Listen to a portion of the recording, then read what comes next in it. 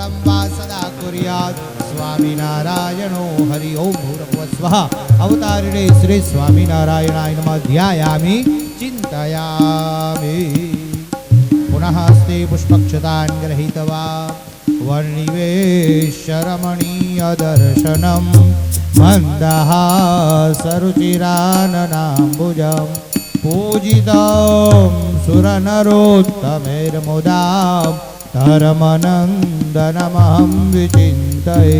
ॐ भूर्भुवस्वः सच्चिदानन्दरूपाय विश्वोत्पत्त्यादिहेतवे तापत्रयविनाशाय श्रीकृष्णाय वयं नमः।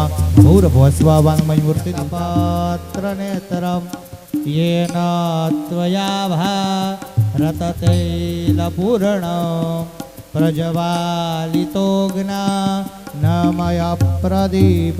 बोलिए भागवत भगवान की जय, व्यास भगवान की जय।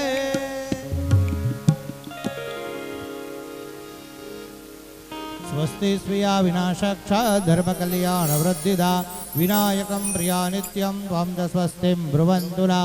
नारदाद्या ऋषिगणा ये चान्ये तान् तपोधना भवन्तो यजमानस्य आशीर्वाद परायण। ओं मध्यः संवृतः पृथिवीरसाच्च विश्वकर्मणः समवर्तताग्रे तस्य दृष्टा विदधद्रूपमेति तन्नृत्यज देवत्वमाजानमगरे। प्रभु नटवर नंदलाला मीठी मोरलीवाड़ा मीठी मोरलीवाड़ा गोपीना प्यारा। ओम जय काना काला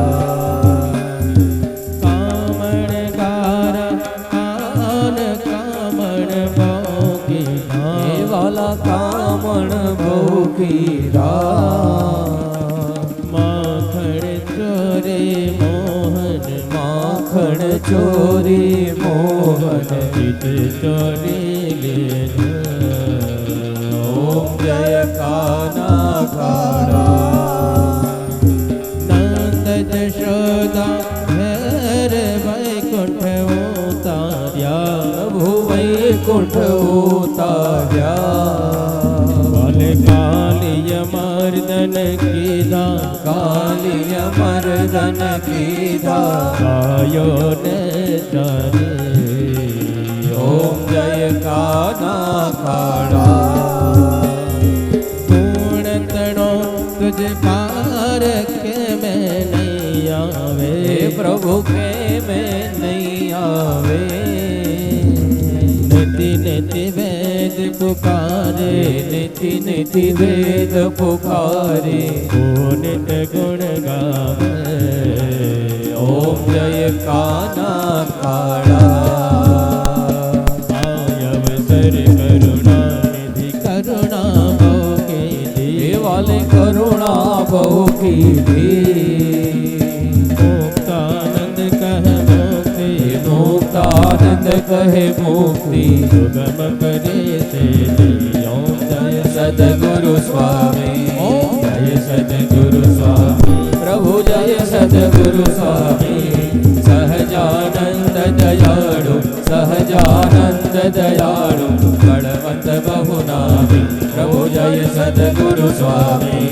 कर्पूर गौरम करुणावतारम संसार सारम भुजगन्यहारम सदा वसंतम हृदयारविंदे भवं भवानी सहितं नमामि।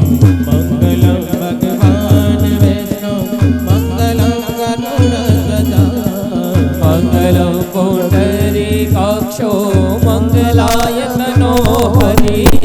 सर्वमंगलमांगल्य शिवे सर्वार्थ साधिके शरण्ये त्र्यंबके गौरी नारायणी नमोस्तुते नारायणी नमोस्तुते नारायणी नमोस्तुते नारायणी नमोस्तुते। जले शीतलीकरणं यानि कानि च पाप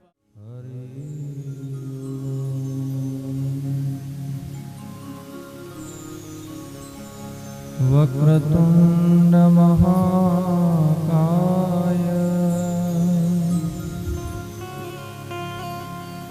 सूर्यकोटि समप्रभ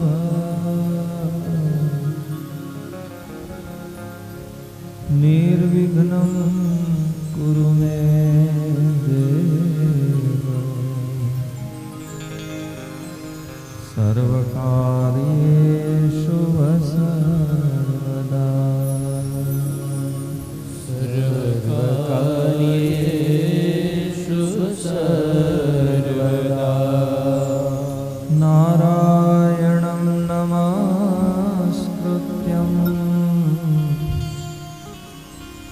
नरं चैव नरोत्तमं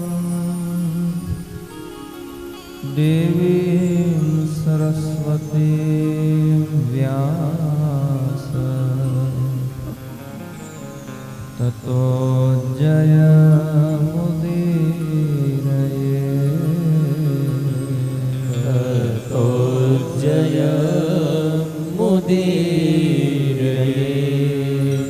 वर्णिवेशरमणीयदर्शनम्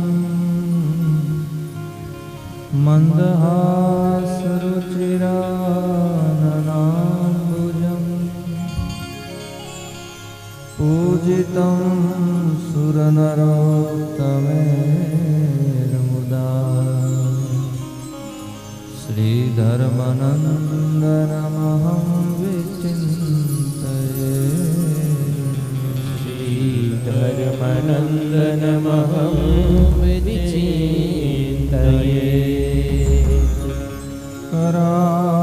करारविन्दे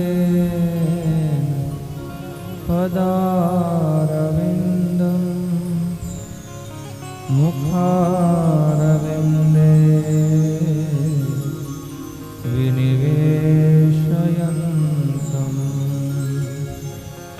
वटस्य पत्रस्य पुटेशयानं बालं मुकुन्दं मनसा स्मरामि बालं मुकुन्दं मनसा स्मरामि आइए हनुमंत विराजिए कथा कहूँ मति अनुसार प्रेम सहित गादी धरो पधारिए पवन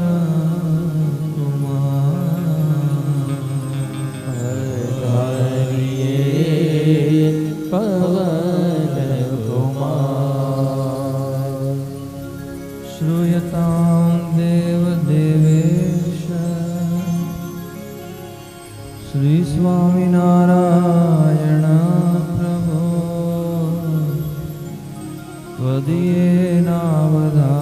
त्वदीयेनावधानेन कथयिष्ये शुभाकथा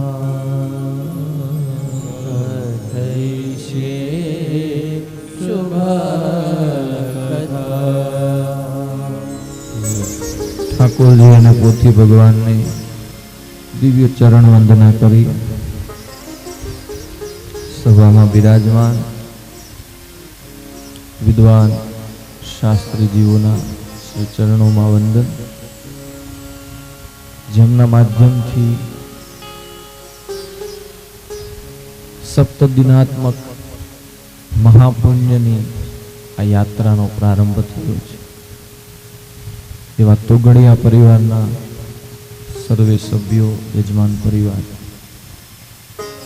ઉપસ્થિત ભગવાન શ્રી હરિના કૃપાપાત્ર સર્વે ભાવિક ભક્તો સ્વજનોને ભાવથી જય સ્વામિનારાયણ.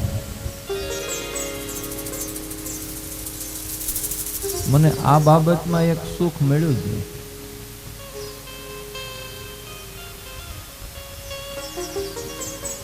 બોલો જય શ્રી કૃષ્ણ. ચપટીક મળ્યું.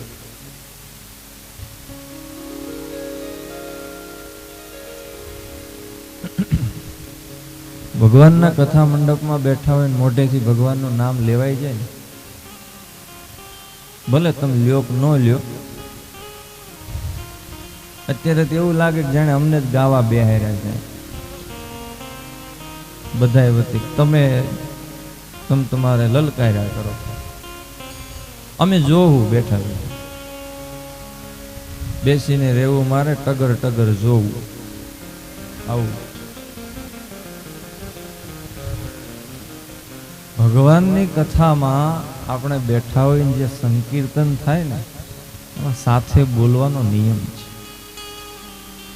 જે કથા સાંભળીએ, જે શ્રવણ કરીએ, એ કથા શ્રવણને સાર્થક કરવા માટે સૌથી પહેલું સંકીર્તન જરૂરી છે.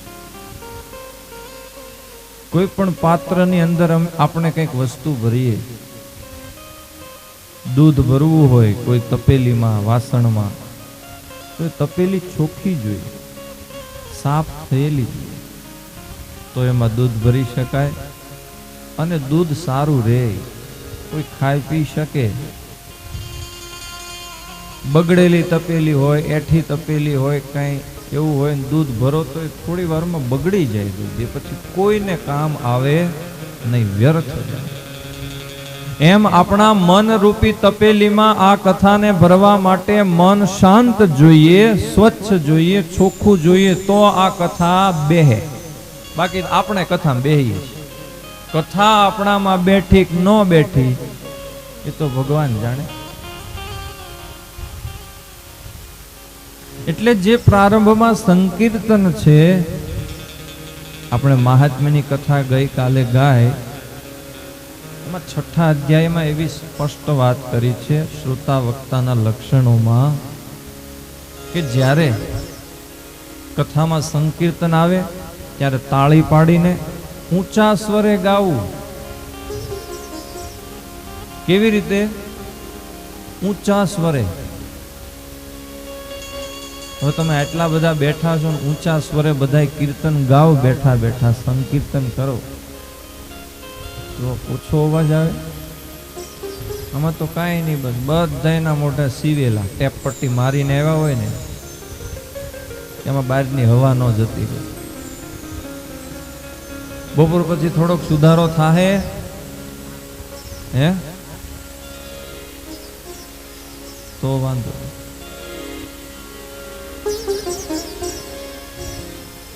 ભગવાનનું નામ તો છે ને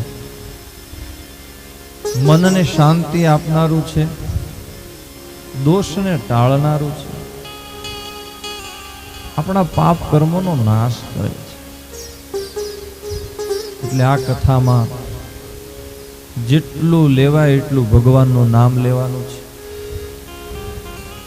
જેટલું સંભળાય એટલું ભગવાનનું ચરિત્ર સાંભળવાનું છે. અને સૌથી મેન વસ્તુ જરૂરી શું છે આમાં એ તમને કહી દઉં. રોજ બધાય ટિફિન ભેગું લઈને જ આવવાનું, ટિફિન લીધા વગર કોઈ આવતા નહીં. તમને એમ થાય કે ટિફિન લાવવાનું ક્યાં કીધું, હવે જમણવારનું તો અહીંયા ગોઠવું છે, તો એ વળી ટિફિન હેનું લાવવાનું?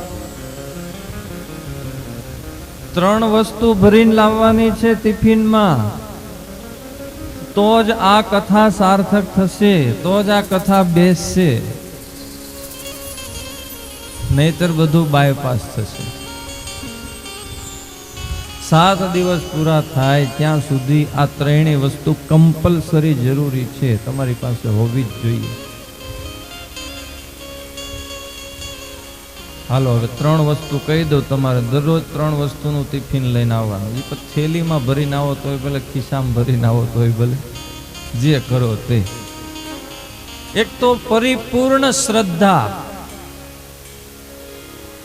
પરિપૂર્ણ શ્રદ્ધા ઠાકોરજીમાં. કથા શ્રવણમાં પૂરેપૂરી શ્રદ્ધા. સૌથી પહેલી શ્રદ્ધા બહુ જરૂરી છે. બીજી વસ્તુ વિશ્વાસ. શ્રદ્ધા અને વિશ્વાસ બે જુદી વસ્તુ છે. શ્રદ્ધા કોકની આંધળી હોય, વિશ્વાસ એ આંધળો હોય કે ન હોય, ઘણાની એ આંધળો હોય છે. સૌથી પહેલી શ્રદ્ધા, બીજો પરિપૂર્ણ વિશ્વાસ. ભાગવતજીમાં જે કહેવાયું છે, ભગવાનનું જે ચરિત્ર છે, ભગવાનનું જે સ્વરૂપ છે, એમાં પરિપૂર્ણ વિશ્વાસ. અને ત્રીજું, જીવનમાં સત્સંગ. શ્રદ્ધા, વિશ્વાસ અને આપણામાં સત્સંગ, આ ત્રણ વસ્તુ હશે તો આ કથા સાર્થક થશે. એટલે બધાએ આ ત્રણ વસ્તુ તો સાથે રાખવાની. શ્રદ્ધા વગર તમે અહીં બેઠા તો ખાલી ટાઈમ પાસ થયો તમારો. વિશ્વાસ વગર કથાને સાંભળી તો માત્ર તમારો ટાઈમ પાસ છે. અને આ આટલો ખર્ચો, આટલા મોટા આયોજનો, આટલો આ પરિવારોનો પરિશ્રમ આ ટાઈમ પાસ માટે નથી. ટાઈમ પાસ માટે અત્યારે આ સંસારમાં અનેક વસ્તુઓ અવેલેબલ છે. પાર વગરના સાધનો છે. કેટલા પ્રકારના નુસ્ખાઓ છે. તમારા દિવસોના દિવસો જતા રહે. આ કથા મંડપ ટાઈમ પાસ કરવા માટે નથી, કલ્યાણ માટે છે. કલ્યાણ માટે, સુખની શોધ માટે છે. આપણે બહાર સંસારમાં જે વસ્તુને ખોજીએ છીએ એ આ ભાગવતમાં છે. સવારે સૂર્યોદય થાય, સાંજ પડે, રાત પડે, આખો દિવસ સવારથી માંડીને બપોર, બપોરથી માંડીને સાંજ, સાંજથી માંડીને કરીએ છીએ ને કેટલું ખોટું બોલીએ છીએ, કેટલાયની સાથે ઝઘડા કરીએ છીએ. કાંઈક લોકો જોવે કે ન જોવે પણ મનથી ઘણી છેતરપિંડી કરીએ છીએ. અરે લોકો સાથે કરીએ એ વાત તો જુદી છે, આજકાલ લોકો ભગવાનની નથી મળતા. ભગવાન સાથે છેતરપિંડી, એને છેતરે. શિવજીને મંદિરે જાય, એક ટબુડી દૂધ લેતા જાય, એમાં અડધો લોટો પાણી રેડે, પછી એનો અભિષેક કરે. અભિષેક કરીને પછી પ્રાર્થના શું કરે ખબર છે? માગે. ઓહો, કરોડો રૂપિયા દેતા ન મળે એવું બધું માગે. ભગવાને બેઠો બેઠો વિચાર કરે, મારા દીકરાઓ કેવા છેતરે, જુઓ તો ખરા. હે, કેવાનો આશય? માણસોની વાત તો જુદી, આજે તો લોકો ભગવાનની છેતરે છે, એને મૂકતા નથી. કહેવાનો આશય આ બધું શા માટે કરીએ છીએ? એક વસ્તુ માટે. બધાયનો એક જ આશય. તમે જેટલા બેઠા છો, જેટલા સાંભળો છો, અમે સ્ટેજ ઉપર જેટલા બેઠા છીએ, બધાયનો એક જ વિઝન. આ બધું આપણે કરીએ છીએ વિઝન વગર નથી કરતા. વિઝન છે. શું વિઝન છે? સુખી થવું છે. બીજું કોઈ વિઝન ખરું? એક જ વિઝન બધાયને, સુખી થવું. કેટલા પરિવારમાં મથે છે, એમાં સુખ ગોતે છે. કેટલાને મળ્યું ભાઈ પરિવારમાં સુખ? ઊંચી આંગળી કરો, કોઈકને બહુ સુખ મળ્યું હોય પરિવારમાં એવા. અને જો તમને પરિવારમાં સુખ મળતું હોય તો નોખા શા માટે થાવ છો? સાસુને ગાળ્યું હું કામ દો છો? જો તમને પરિવારમાં જ સુખ મળતું હોય તો ભાઈઓ ભાઈઓ સમજી સમજા હટ હું કામ બાંધો છો? ભાઈ, પરિવારમાં ખોળે છે બધાય સુખ, મળ્યું આજ સુધી કોઈને? ભાઈ, ઘણા બૈરામાં સુખ ખોળે છે, ઘણા પુત્રોમાં સુખને ખોળે. ઘણાઈને સંપત્તિમાં સુખ જોઈએ છે, ખોળે છે. સંપત્તિમાં જો સુખ મળતું હોય તો સંપત્તિથી જ કેમ દુઃખી થાવ છો? એમાંથી તો ઉલટાનું સુખ થવું જોઈએ. બસ આ કથાથી મારે સંદેશ એટલો જ આપવો છે. દરેક કથામાં અપાતો હોય છે, પણ અમુક વેઢા એવા હોય ને, એક ગાય ન કપાય, એમાં કેટલાય ઘા મારવા પડે, ત્યારે માંડ સરખાય. સુખ આપણે ખરેખર જ્યાં ખોળીએ છીએ ને ત્યાં નથી મળતું. એ આપણા જીવન જીવવાની એક વ્યવસ્થા છે. જેટલા શ્વાસ આપણા લખ્યા છે પૂરા કરવા સુધીની આપણી જે યાત્રા છે એમાં બધું સહભાગી છે. એમાં ખરેખર સાચું સુખ નથી. આ બધું દુઃખદાયી છે. ગઈકાલે મેં કથામાં સમજાયું, આત્મદેવ બ્રાહ્મણની કથા, સંતાન પ્રાપ્તિ માટે કેટલો મથ્યો એ માણસ, પણ છેલ્લે એને સમજાણું અસારહ ખલું સંસારો દુઃખ રૂપી વિમોહક. જેને હું સદાય સુખકારી માનું છું એ સંસાર, એ પુત્ર, એ પરિવાર, આ સંપત્તિ, ઓહો હો, ખરેખર આ તો બહુ જ દુઃખદાયી છે. પણ હવે મારી આયુષ્ય પૂર્ણ થવા આવી, હવે હું ક્યાં જાઉં, હવે હું કોને કહું, હવે હું શું કરું? શોધું છું રાત દિના સુખ ક્યાં સમાણું, શોધું છું રાત દિન સુખ ક્યાં સમાયો, શોધું છું રાત દિના સુખ ક્યાં સમાણું, શોધું છું રાત દિન સુખ ક્યાં સમાણો, મળતું મન ગમતું તોય મન ના ધરાણું, મળતું મન ગમતું તોય મન ના ધરાણો, ઓછી ઓછી જિંદગીને જાજી રે ઉપાધી, ઓછી ઓછી જિંદગીને જાજી રે ઉપાધિ, મેળવવી ક્યાં જઈને સુખની સમાધિ, મેળવવી ક્યાં જઈને સુખની સમાધિ. ભવરે સાગરમાં વાલા કોણ રે ઉગારે, ડૂબતી નૈયાને મારા પ્રભુજી ઉગારે, ભવરે સાગરમાં વાલા કોણ રે ઉગારે, ડૂબતી નૈયાને મારી કોણ રે ઉગારે, ડૂબતી નૈયાને મારા પ્રભુજી રે તારે, પ્રભુ તારી ભક્તિ કરતા ટળે આદિ વ્યાધિ, પ્રભુ તારી ભક્તિ કરતા ટળે આદિ વ્યાધિ, મેળવવી ક્યાં જઈને સુખની સમાધિ, મેળવવી ક્યાં જઈને સુખની સમાધિ, ઓછી ઓછી જિંદગીને જાજી રે ઉપાધિ, ઓછી ઓછી જિંદગીને જાજી રે ઉપાધિ, મેળવવી ક્યાં જઈને સુખની સમાધિ, મેળવવી ક્યાં જઈને સુખની સમાધિ.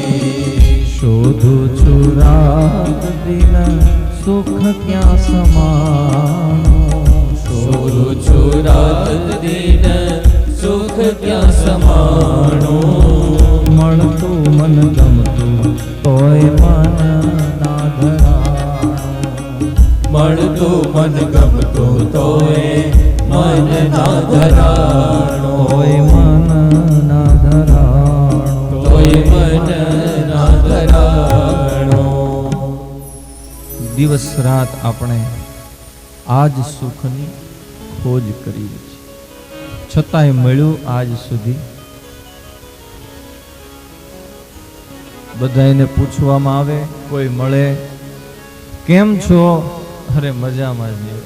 એકદમ મજામાં. પછી થોડીક વાતો આગળ વધારો ને પછી બધી ઉપડે, પછી બધી ઉખળે વાતો.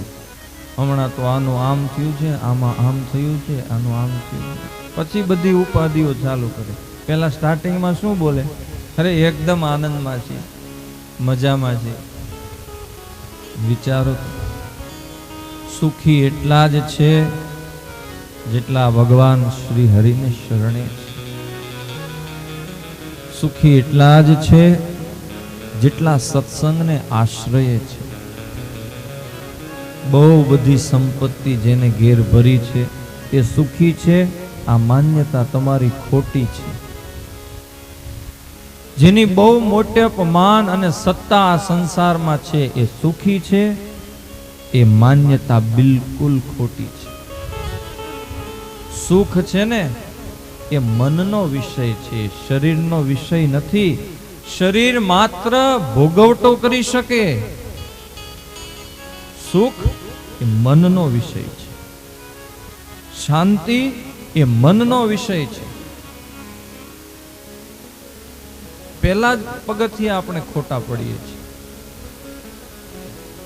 આપણે આપણા શરીરને સુખી કરવું છે.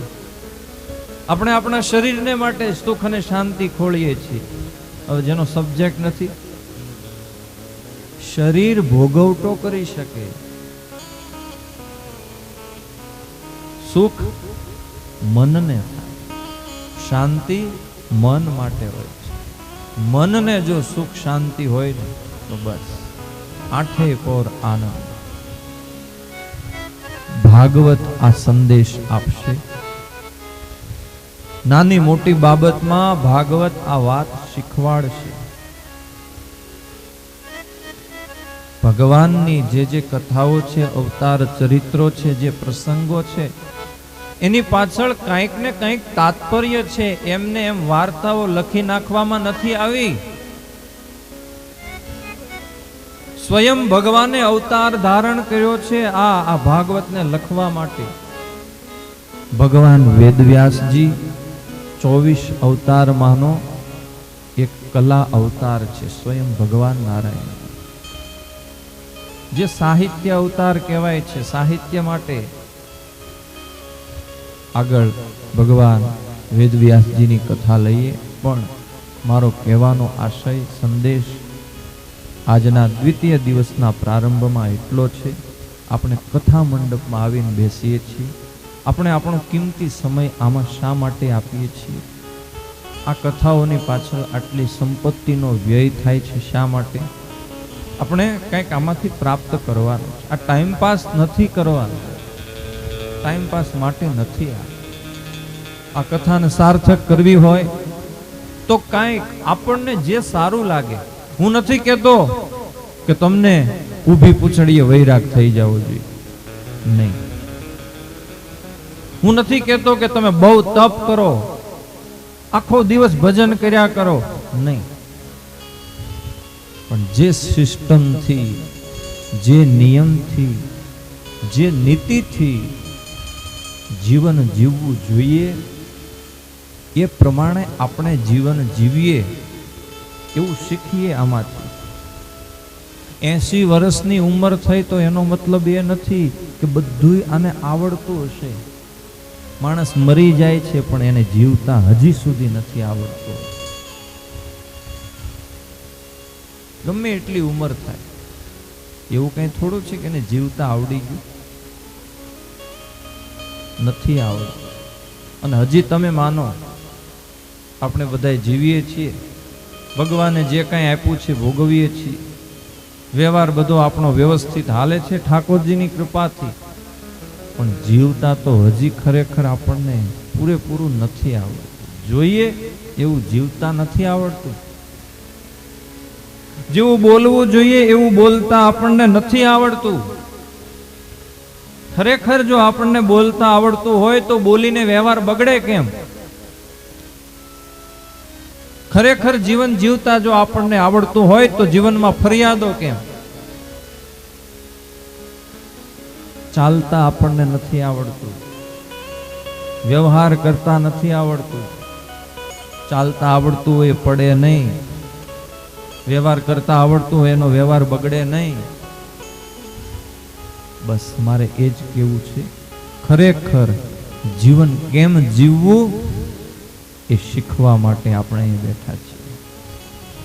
એટલું જ નહીં, ભાગવત તો એ પણ શીખવાડશે કેવું જીવન જીવી અને અંતે મરવું કેમ, આપણું મૃત્યુ કેવું હોવું જોઈએ, મૃત્યુ મંગલ કેમ બને એ આ ભાગવતમાંથી શીખવા મળશે.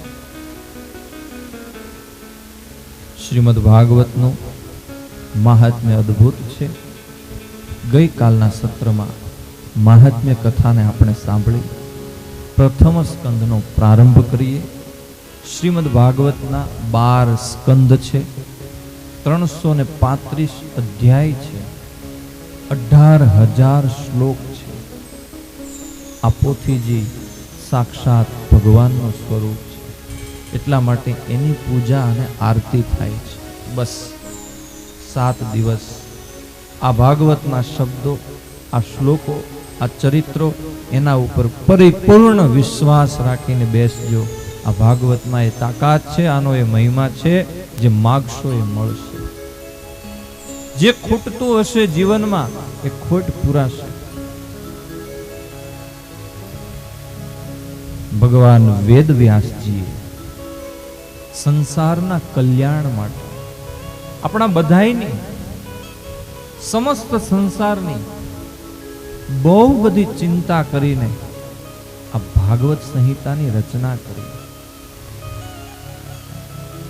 પ્રથમ સ્કંદનો પ્રારંભ કર્યો, ભગવાનનું ધ્યાન ધર્યું છે ભગવાન વેદવ્યાસજી. મંગલાચરણ, પ્રથમ શ્લોક ભાગવતનો. જન્માદ્યસ્ય યતોન્વયાદિતરતા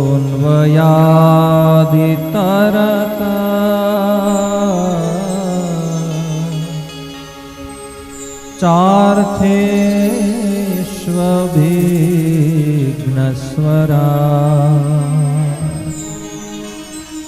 તેને બ્રહ્મહૃદાય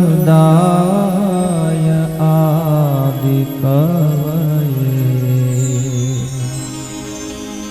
મોહ્યન્તિ યત્સૂરય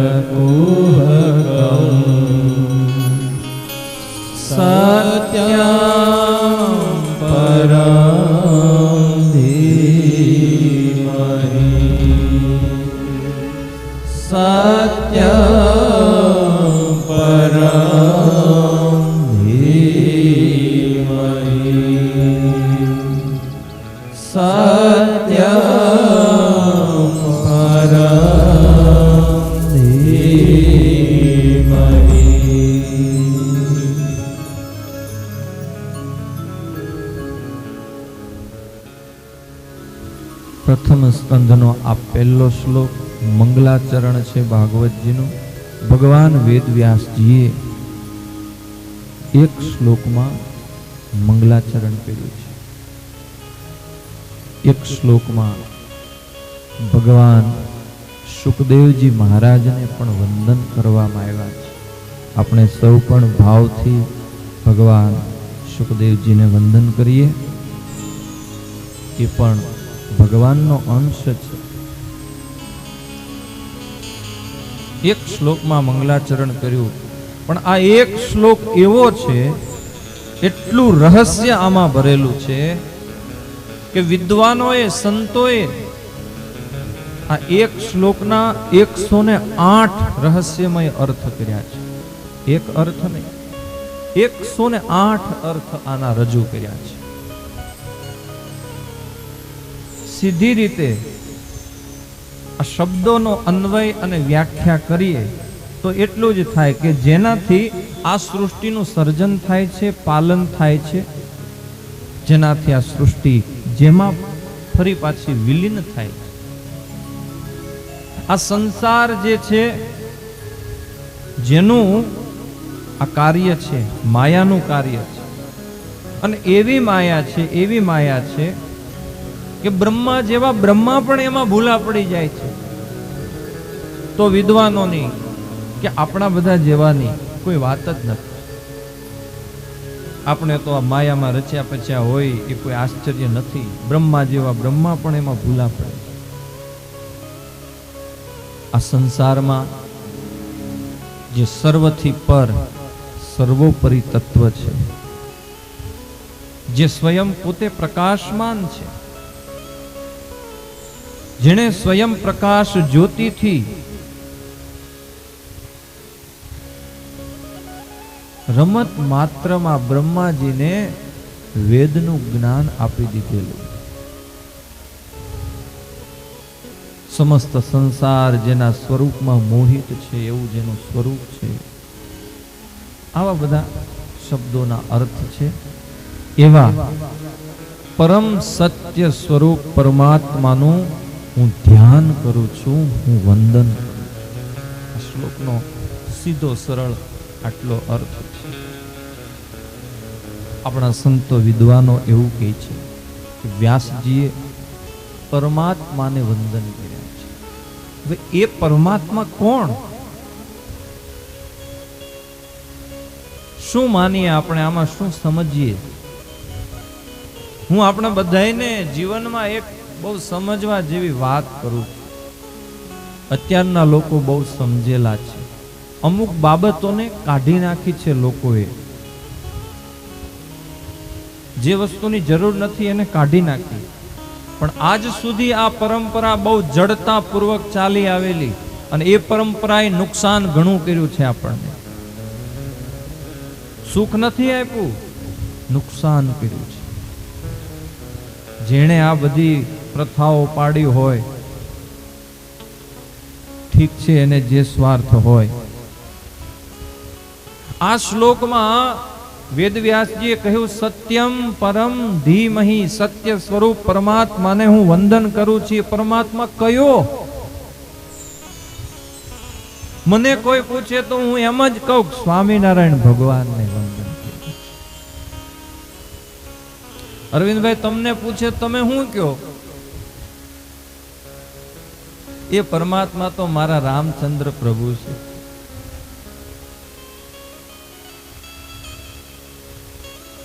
આ ભૂદેવોને પૂછીએ તો અરે એ તો મારો ભોળોનાથ મહાદેવ છે, એને વંદન કર્યા છે. કોઈ વૈષ્ણવોને પૂછીએ તો એમ કે એ તો ભાગવત શ્રી કૃષ્ણનું છે, તો કૃષ્ણને જ વંદન કર્યા છે. હવે કોને વંદન કર્યા છે એના માટે શું કરવું આપણે? અહીંયા ઝઘડો કરવો? આજ સુધી આપણે આજ કરતા આવ્યા છે, બીજું કાંઈ કર્યું નથી. ભક્તિ ઉપાસનાની વાત તો એક બાજુ છે, આપણે ઝઘડા જ કર્યા છે આને માટે. વ્યાસજી આ વાતને બિલકુલ મૂળમાંથી કાપી નાખી. પરમાત્મા મારો એક છે, હું પરમાત્માને વંદન કરું છું. કોઈ એક સ્વરૂપને વંદન નથી કરતો. હું એક એ પરમાત્માને વંદન કરું છું જેણે અનેક સ્વરૂપો ધારણ કર્યા છે આ પૃથ્વી ઉપર. એ પછી કૃષ્ણ સ્વરૂપે હોય તોય ભલે, એ પછી રામ રૂપે હોય તોય ભલે, એ પછી જટાધારી હોય તોય ભલે, એ પછી ઘનશ્યામ સ્વરૂપે હોય તોય ભલે. એક જ લોટનો પિંડો છે, એક જ લોટનો પિંડો છે. કોઈકને પૂરી ભાવતી હતી તો એને પૂરી બનાવી, કોઈકને ભાખરી ભાવતી હતી એને ભાખરી બનાવી, કોઈકને ખાલી રોટલી ફૂલકા ખાવા હતા એને રોટલી બનાવી, અને કોઈક લેટેસ્ટ જમાનાના હતા એને સાપડી બનાવી. એમાંથી જ બને ને બધું. એક જ લોટનો પિંડો છે, જેને જે ગમ્યું, જેને જે ફાવ્યું એને એ બનાવ્યું. મારો કહેવાનો મતલબ તમને સમજાય? ભગવાન બે હોય, પરમાત્મા એક છે. એ તત્વ જ એક છે, એક જ તત્વ છે, એક જ પદ છે, એક જ ભજન છે. જેને શિવરંજનીમાં ફાવ્યું એને શિવરંજનીમાં ગાયું, જેને માલકોશમાં ફાવ્યું એને માલકોશમાં ગાયું, કોઈને દરબારી રાગમાં ફાવ્યું એને દરબારી રાગમાં ગાયું. જેને જે રાગ ફાવ્યો હે.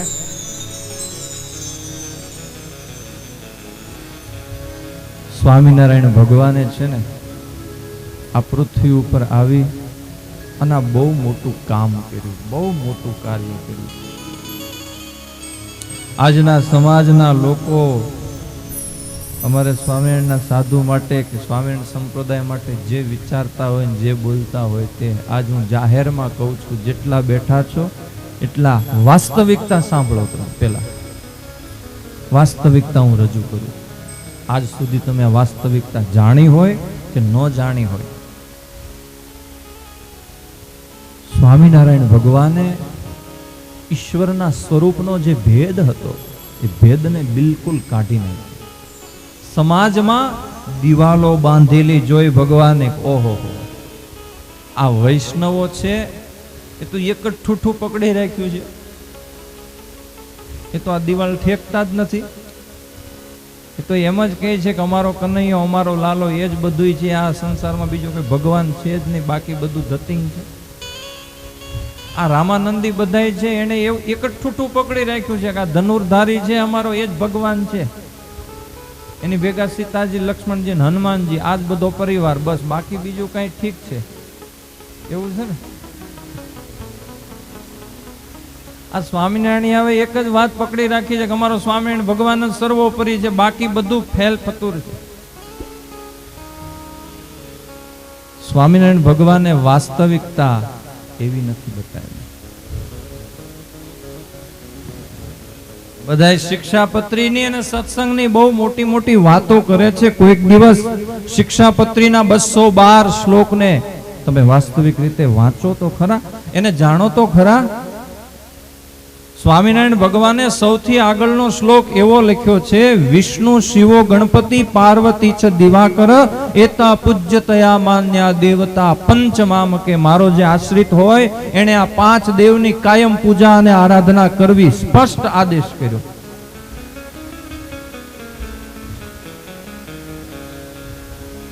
ઘણા લોકો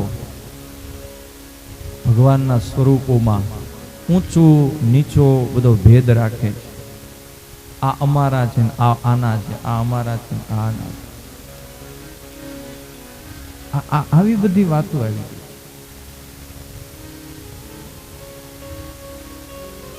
સ્વામિનારાયણ ભગવાને મંદિરો બનાવ્યા, એ મંદિરોમાં જે સ્વરૂપો પધરાવવામાં આવ્યા છે, સ્વરૂપો તમે જોયા છે? સ્વામિનારાયણ ભગવાને રાધા કૃષ્ણના સ્વરૂપો પધરાવ્યા છે. સ્વામિનારાયણ ભગવાને લક્ષ્મી નારાયણ સ્વરૂપો પધરાવ્યા છે. સ્વામિનારાયણ ભગવાને મહાદેવજીને પધરાવ્યા, સિદ્ધેશ્વર મહાદેવને.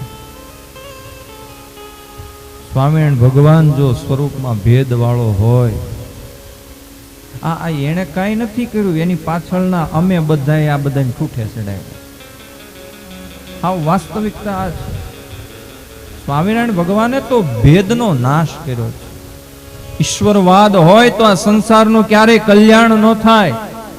ભગવાનને બહુ મોટી ચિંતા હતી, આ ઈશ્વરવાદ જો આ સંસારમાં ઊભો રહે તો માણસ ભક્તિ કરીને, ઉપાસના કરીને એનું કલ્યાણ નહીં થાય. હવે આમાં જે વિચારતા હોય વિચારજો. આમાં સ્વામિનારાયણ ભગવાને કઈ ભેદ રાખ્યો છે કે આપણે પાડેલો છે? રામ કૃષ્ણ ગોવિંદ જય જય ગોવિંદ, રામ કૃષ્ણ ગોવિંદ જય જય ગોવિંદ, હરે રામ ગોવિંદ જય જય ગોવિંદ, હરે રામ ગોવિંદ જય જય ગોવિંદ, નારાયણ હરે શ્રીમન નારાયણ હરે, નારાયણ હરે શ્રીમન નારાયણ હરે, કૃષ્ણ દેવ હરે જય જય કૃષ્ણ દેવ હરે, કૃષ્ણ દેવ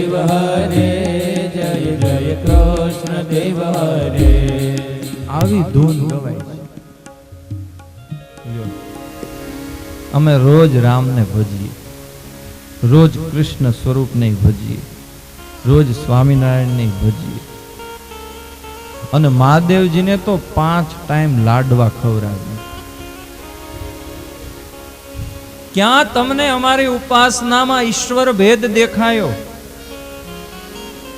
પણ ઘણાયને હજુ આજ સમાજ, મેં આ વાત એટલા માટે કરી છે, આ બાબતમાં મેં થોડોક સમય એટલા માટે લીધો છે કે ઘણાયને ઉપાસના એવી ઊભે બવડે હોય ને વાત જવા દે, બીજા કોઈની તો આમ નહીં.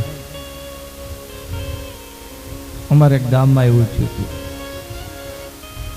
અકડે ઠઠ હજારો માણસો કથા મંડપમાં, બધા કથા સાંભળવા આવે, અમુક અમુક ઠવડાઈને બેઠેલા.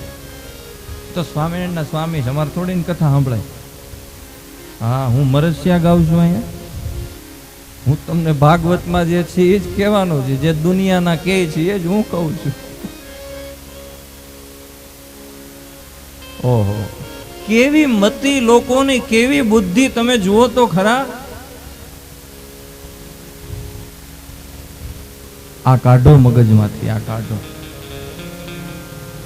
તમે જે ઉપાસના કરો છો, તમે જે પૂજા અર્ચના કરો છો, તમારો જે સત્સંગ અને ભક્તિ છે એને સાર્થક કરવા હોય તો મગજમાં રહેલા ભેદોને કાઢી નાખો.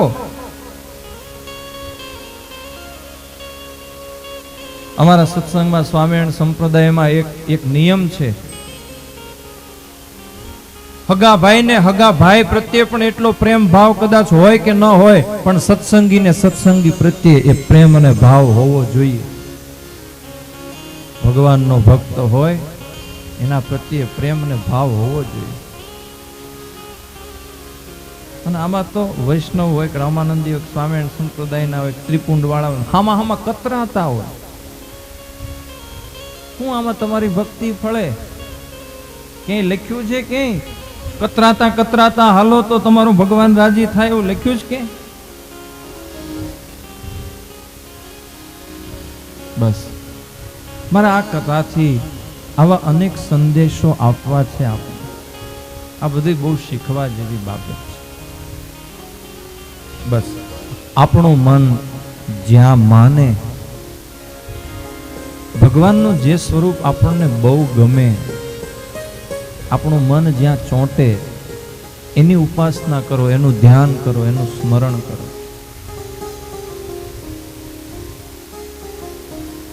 અમારે ઈષ્ટદેવ સ્વામિનારાયણ ભગવાન છે. સવારે પૂજામાં સિદ્ધેશ્વર મહાદેવજીને પણ પધરાવીએ છીએ. આખો દિવસ બેઠા બેઠા કથા કૃષ્ણની ગાઈએ છીએ. ક્યાંય આમાં ભેદ દેખાય છે? અને કોઈ આવો ભેદ રાખે, આવી બડાઈઓ મારે, તો કહી દેવું, ખારું, તમને તમારી ઉપાસના મુબારક. અમારે તો પરમાત્મા એક છે. હા, અમને ઓળખાયો છે આ સ્વરૂપે.